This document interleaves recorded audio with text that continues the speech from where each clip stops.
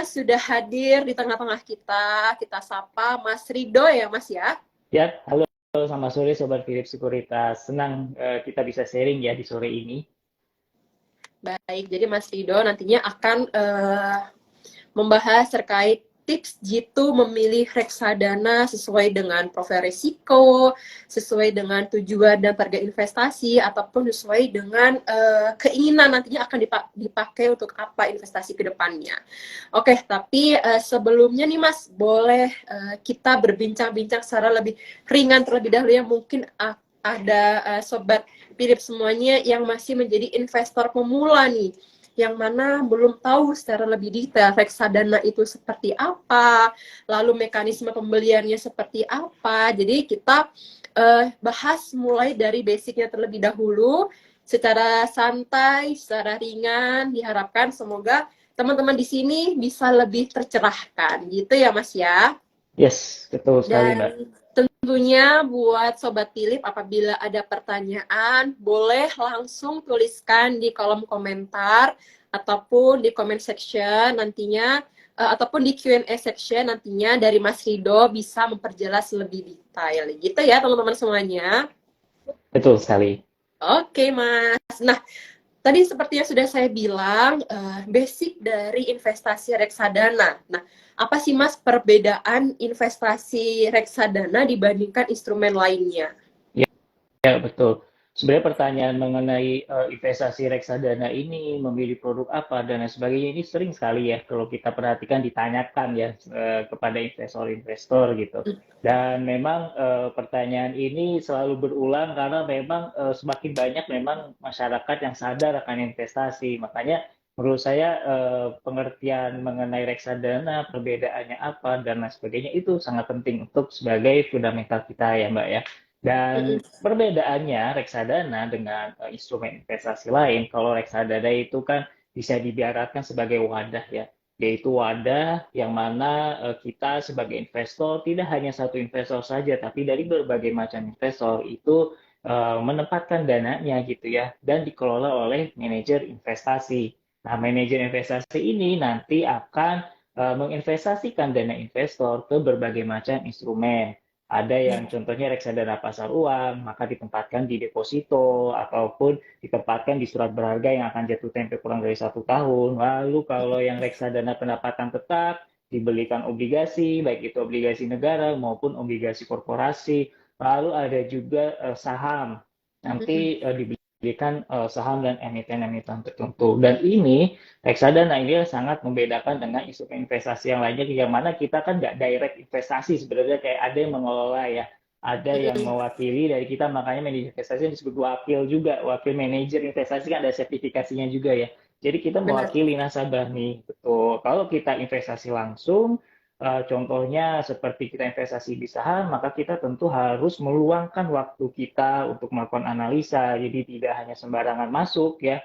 Lalu juga kita harus mempersiapkan modal yang mungkin cukup besar juga kalau kita misalnya beli saham-saham yang harganya cukup tinggi misalnya. Lalu kalau misalnya seperti informasi, nah informasi juga kan mungkin kita agak lebih lagging atau agak lebih lambat dibandingkan dengan manajer investasi yang memang tiap hari kerjanya ya di depan layar gitu ya, ngobrol dengan broker, dia melihat market dan lain sebagainya. Jadi betul-betul informasi yang mereka dapat itu bisa secepat itu dibandingkan dengan kita apa namanya mungkin memiliki pekerjaan lainnya ya, sehingga kita nggak sempat juga tiap waktu untuk melihat atau cek handphone, melihat berita dan sebagainya. Tentunya ini reksadana membedakan dengan instrumen lainnya yang mana memberikan banyak keuntungan bagi investor pemula ya, teman-teman, seperti itu. Oke, jadi sebenarnya seru banget nih teman-teman semuanya. Perbedaannya sangat mendasar bahwa reksadana ini dibantu pengelolaannya oleh manajer investasi. Yang mana kalau misalkan Sobat Philip tidak bisa memiliki waktu banyak untuk mengatur strategi portofolionya, ada manajer investasi yang siap membantu ya Mas ya. Jadi bisa Betul. dari memilihkan, sudah dipilihkan, diatur, dicek, jadi dianalisa lebih baik. Jadi kayak apa namanya, kalau misalkan kita beli salad ya Mas ya, kita beli salad, kita pengen isiannya sayur sayur selada, sayur tomat atau sayur apapun tuh sudah dipilihkan komposisinya, jadi bisa membuat salad ini tuh sehingga lebih enak gitu ya Mas ya. Kalau kita Betul, ibaratkan dikonsumsi. makanan, jadi kalau misalkan Ya. teman-teman nggak punya waktu nih untuk memilih sayur-sayuran apa yang bisa membuat salad ini enak, ibaratnya ada Koki ya. manajer investasi yang sudah Iya. memberikan formula yang I- oke gitu Iya, ya Mas ya. seperti itu. Betul sekali, Jadi Mbak. buat Sobat Philip, nggak usah ragu lagi kalau misalkan memang keterbatasan waktu ini menjadi sebuah hal yang perlu dipikirkan ulang, berarti cocoknya teman-teman atau Sobat Philip memilih investasi reksadana yang mana pengelolaannya sudah dibantu oleh manajer investasi dan tentunya ada BNP Paribas Asset Management gitu. Yes. Oke, seru banget. Jadi teman-teman, kalaupun misalkan kalian dirasa aku kayaknya pengen campuran, mau saham, obligasi, ada. Kalau misalkan mau Tuh, sahamnya aja, gitu juga ada. ada. Jadi sebenarnya ada beberapa jenis ya, Mas. Ada pasar uang, ada saham, ada obligasi. Nanti teman-teman bisa memilih sesuai dengan keinginannya Yep. masing-masing. Gitu. Nah, jadi sebelumnya nih Mas, hal yang paling banget perlu dipahami sebelum memilih investasi reksadana, tentunya ada profil resiko ya Mas ya. Yes. Jadi nggak semua orang cocok ya kan memilih investasi reksadana pasar saham, misalkan reksadana saham ya.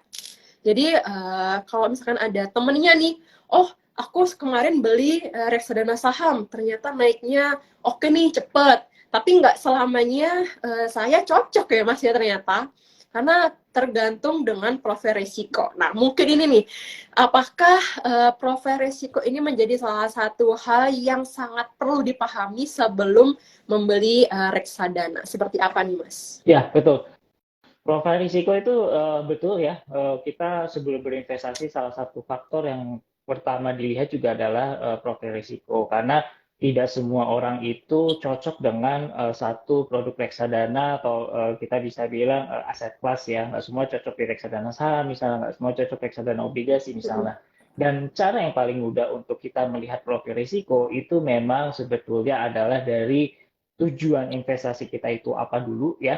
Kalau kita tahu tujuan investasi kita apa, maka kan kita akan bisa mengukur yang kedua adalah jangka waktu investasinya, gitu. Nah, Oke. ketika kita tahu dua ini, maka kita akan tahu profil risiko kita di mana. Contohnya seperti apa? Misal, kita ada rencana ingin traveling ke Korea dalam jangka waktu 2 tahun lagi. Nah, kita ingin nabung sekaligus kita ingin memindahkan sebagian dana tabungan kita lah biar bisa mendapatkan return seperti itu cita-citanya. Nah, 2 tahun ini kalau bisa dibilang dalam jangka waktu investasi ini kan sebenarnya cukup sebentar ya, nggak lama gitu. Dan harapannya juga kan ketika kita akan beli tiket, 2 tahun produk dana kita diambil atau diredeem dari reksadana, maka secara modal ini masih aman atau masih sama ya. Ketika kita invest di 15 juta, maka ditarik masih 15 juta at least gitu. Dan yang kedua kan tentu kita menghadapkan adanya return. Nah, dengan adanya reksadana pasar uang, maka ini bisa menjadi salah satu solusi untuk teman-teman yang sebetulnya ingin hanya jangka pendek aja investasi. Karena apa? Karena kalau kita investasinya ke reksadana saham, sementara kita kebutuhannya 2 tahun lagi, maka itu tidak wise. Kenapa? Karena bisa Oke. jadi 2 tahun lagi market lagi turun ya, lagi anjlok gitu kan. Misalnya Sayang. momentumnya nggak pas gitu. Padahal kita berangkat kan nggak bisa ditunda-tunda gitu kan. Misalnya nunggu marketnya naik biar dananya plus kan nggak bisa gitu ya teman-teman ya. Pasti kan kita udah ada Iya. planningnya sendiri. Nah dari profil risiko itu kan jadi kita akan tahu, oh iya berarti 2 tahun ini waktu yang sebentar, dana yang saya akan tarik nanti harusnya aman dan sustain tumbuhannya, maka kita pilih yang pasar uang. Sebaliknya, kalau kita misalnya jangka waktunya lama, cukup panjang gitu kan, kemudian bisa 3 sampai 5 tahun, dan kita menganggap bahwa dananya ini dana nganggur dan nggak ada kebutuhan darurat dalam jangka waktu dekat, ya kita bisa pikir-pikir untuk mengambil apa namanya produk reksadana yang lebih beresiko namun juga memiliki potensi yang agak lebih tinggi dibandingkan dengan pasar uang, misalnya pendapatan tetap. Kita coba pendapatan tetap dulu gitu, karena secara historis teman-teman juga bisa lihat ya, 3 tahun itu biasa performanya pendapatan tetap lebih tinggi dibandingkan yang pasar uang gitu ya.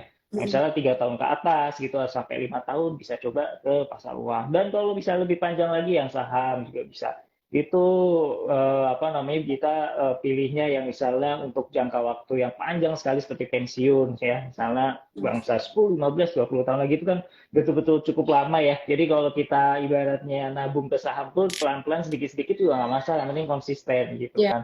Jadi betul. memang profil risiko ini tadi yang saya note adalah tergantung tujuannya apa dulu, kemudian jangka waktunya. Jadi kita nggak bisa ngukur-ngukur, kayaknya gue udah siap nih buat menghadapi fluktuasi pasar saham, kemudian masuk saham. Padahal tujuannya itu hanya untuk 2 tahun atau 1 tahun. Makanya ini nggak wise gitu ya teman-teman. Nanti Iya. ujung-ujungnya pas gitu turun gitu ya, dan kemudian dia ada kebutuhan 1 tahun lagi, waduh, dia panik sendiri kan. Jadi profil risikonya jadinya nggak sesuai dengan apa yang dipikirkan sebelumnya. Seperti itu Mbak Farah. Oke, jadi Sobat Philip, ini benar-benar harus take note dulu ya sebelum memilih sebelum memilih produk reksadana, kalian tentunya harus menentukan tujuan investasinya akan dibawa kemana nih. Jadi di mana kalian akan berlabuh nantinya. Apakah untuk dana pendidikan, atau untuk umroh, atau untuk traveling. Dan itu harus diputuskan terlebih dahulu nih. Yang kedua, kalau misalkan kalian memang sudah berencana untuk umroh 3 tahun lagi, enaknya ditempatkan di mana ya? Jadi disesuaikan untuk jangka waktunya. Jadi antara penggunaan dana untuk traveling dan untuk dana pendidikan atau umroh ini juga harus dibedakan gitu. Nggak boleh serta-merta kalian memilih produk yang sama. Takut-takut nanti pas kalian butuh dananya belum ada, atau enggak kalian mau mencairkan, waduh kok masih marketnya masih kurang oke nih, tapi butuh banget. Jadi kan sayang ya Sobat Philip Betul. semuanya. Gitu. Nah, tadi Mas Rido juga sempat menyinggung terkait dengan profil resiko. Mungkin ada beberapa dari Sobat Philip yang belum tahu nih Mas, gimana sih caranya cek profil resiko. Jadi kan profil resiko ada banyak jenisnya nih Mas. Dan Betul, tentunya betul. nggak semua Sobat Philip sama semua profil resikonya. Karena ada backgroundnya mungkin yang ekonominya seperti ini, yang dulunya seperti ini, seperti itu. Nah, gimana sih cara cek dari profil resiko? Baik, oke.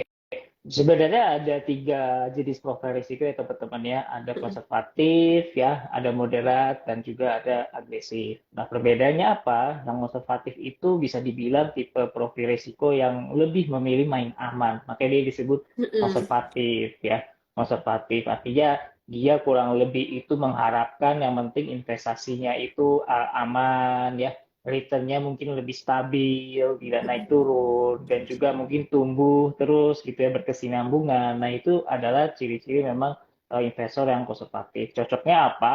Cocoknya ya reksadana pasar uang. Tadi yang sudah saya jelaskan sebelumnya ya, karena memang kalau butuhnya hanya butuh waktu untuk 1 atau 2 tahun, maka reksadana pasar uang ini termasuk yang cocok gitu. Tapi kalau Mm-mm. misalnya lebih daripada 2 tahun, kemudian profil risikonya juga masih tetap konservatif, juga nggak masalah, karena memang yang penting adalah kita tuh berinvestasi nyaman.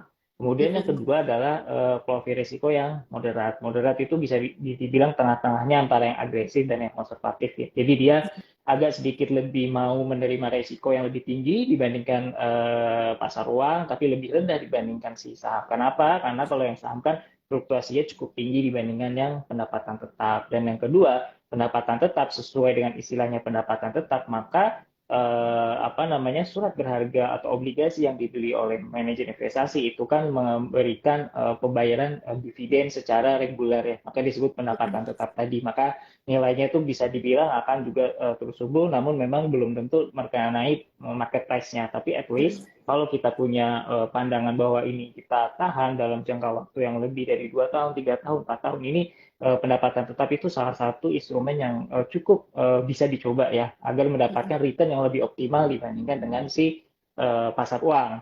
Lalu yang terakhir, yang agresif, ini bisa dibilang mungkin investor yang sudah siap ya, sudah mulai mengenali market, sudah bisa membaca atau sudah memiliki pengetahuan mengenai fundamental analisa ya, mengenai makro, kemudian bagaimana kondisi Indonesia, dan mungkin ini bisa dicoba. Artinya apa? Artinya investor ini sudah mulai siap nih untuk menghadapi fluktuasi pasar yang nggak pernah pasti gitu, bisa naik, Iya. bisa turun. Jadi artinya dia juga harus siap ketika hari ini mungkin merah, besok bisa jadi hijau dan lain sebagainya. Jadi betul-betul akhirnya apa? Akhirnya untuk nasabah-nasabah atau investor yang profil resiko agresif itu memiliki kesiapan mental dulu ya. Jadi jangan sampai ketika nanti turun, saya sering tuh lihat di forum-forum gitu ya, waduh ini kok Mm-mm. merah nih gitu kan segala macam. Padahal dia baru invest ditanya mungkin baru berapa bulan gitu kan, baru Waduh. jangka waktunya nggak lama lah. Jadi memang itu tadi kalau kita investasi di reksadana dengan berbagai macam aset kelas tadi ya, itu pastikan tujuannya apa dulu, jangka waktunya apa sehingga cocok pas gitu masukinnya ya, kayak ibaratnya kita pilih baju, bajunya tuh pas baju musim dingin, baju musim panas ya, baju Mm-mm. musim semi dan sebagainya. Jadi enak gitu, nyaman kita investasi ya, nggak terpengaruh dengan kondisi market yang pasti selalu bergejolak dan mungkin volatility-nya tinggi ya.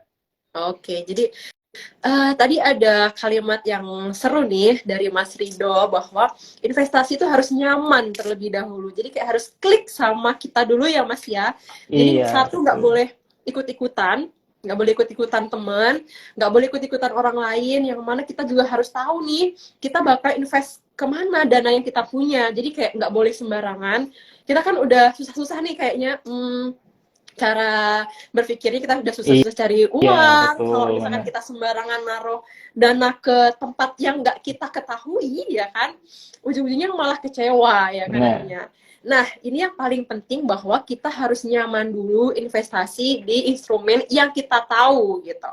Nah, selanjutnya kalaupun kita nggak ada waktu banyak, reksadana cocok sekali buat sobat Philip yang nggak punya waktu banyak tapi pengen investasi. Jadi kalau misalkan kalian udah tahu nih, saya pemula, saya baru mau terjun di dunia apa namanya investasi, tapi saya pengen udah ada modal, udah ada dana dan pengen banget, tapi kayaknya saya kurang yakin nih bahwa saya bisa menerima gejolak pasar yang naik turun, keadaan ekonomi yang kurang pasti, bisa bulan ini naik, bulan depan turun banget dan lain sebagainya. Wah, berarti cocoknya di reksadana pasar uang yang mana untuk resikonya seminimal mungkin, jadi masih bisa diterima.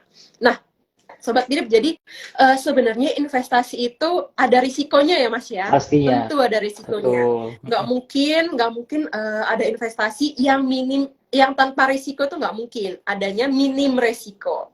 Jadi dari awal kalian udah harus percaya diri bahwa kalian mampu untuk mengelola risiko tersebut sejauh mana kalian mau dan mampu mengelola risiko tersebut. Makanya ada yang namanya profil risiko dan kalian harus tahu nih profil risiko kalian segimana, sejauh apa gitu. Jadi pahami dulu profil risiko kalian sejauh mana kalian mampu dan berani take it resiko tersebut gitu ya Betul Mas ya. sekali.